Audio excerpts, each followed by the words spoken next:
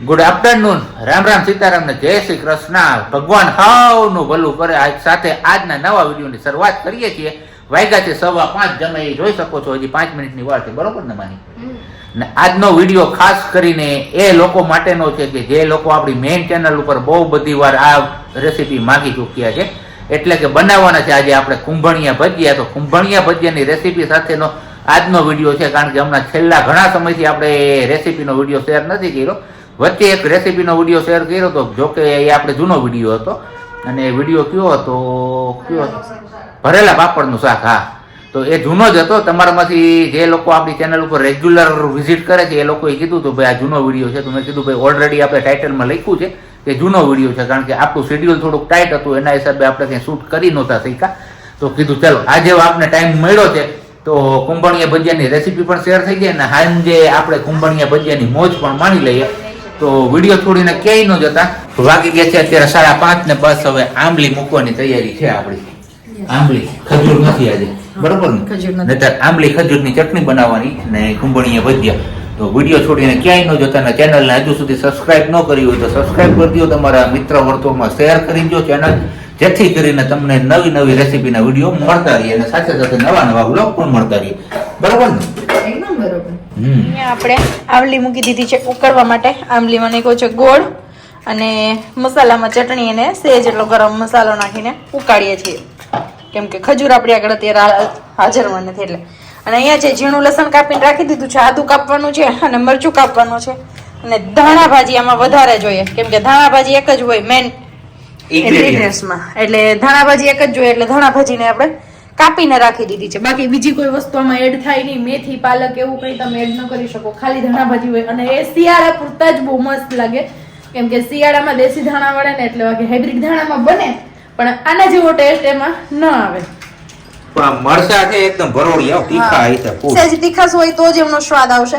એટલે મરચા નાખવાના છે અને આદુ છે, એ બધાને ઝીણું ક્રશ જ કરવાનું છે. એટલે આમાં ચોપરમાં આરામથી થઈ જશે.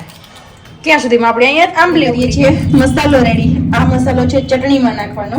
આંબલી વાળી ચટણી છે ને આપણી, એ માટે તો એમાં નાખ્યું છે આદુ, સૂકું લસણ, મરચું અને ધાણા ભાજી. હવે અમને આખું ક્રશ કરવાનું છે, એકદમ બારીક પેસ્ટ નથી બનાવવાની. થઈ ગઈ છે ને. હવે બનાવવાના છે કુંભણિયા. તો કુંભણિયા માટેનો લોટ રેડી કરશું. એ માટે નાખશું પહેલા ધાણા ભાજી અને મરચું, થોડુંક સ્પાઈસી એવું રાખવાનું, આદુ અને લીલું લસણ ભરપૂર પ્રમાણમાં.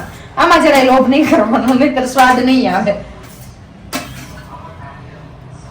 અને હવે મિક્સ કરવાનું કે નથી કરવાનું? મિક્સ કરવાનું છે, પણ એ પહેલા આપણે મીઠું, જે આપણે નમક કહીએ સ્વાદ અનુસાર, એ અને હિંગ એડ કરી દઈએ. પછી આમાં ચણાનો લોટ હમણાં એડ કરું ત્યારે બતાવું. બાકી તેલ મુકાઈ ગયું છે ગરમ. જ્યારે આ લોટ બાંધો ત્યારે તેલ પણ મૂકી દેવું, એટલે તેલ આવે એટલે સીધું લોટ ચાલુ. એમ જ હોય. બ્લોગ નથી તમારો, આ રેસીપી છે. ચણાનો લોટ છે ચાળીને એડ કરવાનો છે, પણ મારે ચાળેલો છે એટલા માટે. એ કેટલા પ્રમાણમાં? એ હમણાં હું બતાવું તમને. ઓકે. એનું પ્રમાણ ન હોય, પણ એનું કઈ રીતનું મિક્સિંગ થાય ને કેટલો રહેવો જોઈએ ને એ આઈડિયા હોવો જોઈએ. વધારે પણ નહીં ને ઓછો પણ નહીં. હવે આ બધું મિક્સ કરી દઈએ. જે આપણે હિંગ ને નમક ને મસાલા બધા નાખ્યા ને, ધાણા મેથી નહીં, ધાણા, લસણ ને આદુ, મરચું. જરૂર પડશે તો પાછો એડ કરીશું, પણ જરૂર પડશે જ. કરીને રાખવાનો, બહુ વધારે નહીં બહુ ઓછો નહીં. અને બધો એકારે નથી બાંધી લેવાનો, જેમ જોઈએ એમ થોડા થોડામાં પાણી એડ કરીને બાંધવાનો છે. બહુ ટાઈટ પણ નહીં અને બહુ ઢીલો પણ નહીં. હમણાં હું બાંધીને બતાવું તમને. આવી રીતે પાણી લેવાનું અને થોડું થોડું જ એડ કરીને બાંધવાનું. વધારે પાણી ના પડે એનું ધ્યાન રાખો. હા, નહીતર પછી આ બાજુથી લોટ ખેંચવો પડે, પછી ચીકણો થઈ જાય ને તો ભજીયા જે આપણે ક્રિસ્પી થાય ને, ક્રિસ્પી નહીં થાય, ટૂંકમાં કડકડિયા નહીં થાય, કેમ કે એમાં સોડા કે એવું કઈ ન આવે અને પછી ચીકા સોડા લાગશે. અને આનો ફાયદો એ છે કે સોડા ના હોય ને એટલે તમને પાણી ના પીવડાવે ભજીયું. યસ.